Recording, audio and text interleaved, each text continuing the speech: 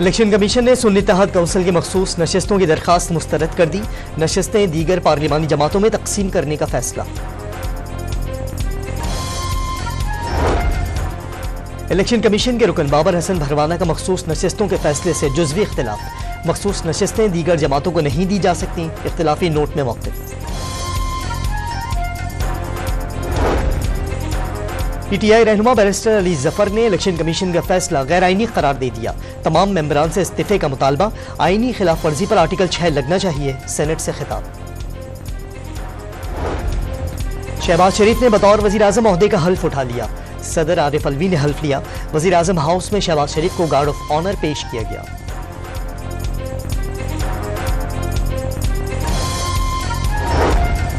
Election commission ने सदारती उम्मीदवारों के नामों की हतमी फहरिस्त जारी कर दी।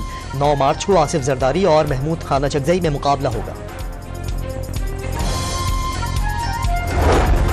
और FBR ने बरामद कुनंदगान को 65 अरब रुपए के तमाम वाजिबुल अदा रिफंड जारी कर दिए। वज़ीर आज़म ने रिफंड्स जारी करने की हिदायत दी थी।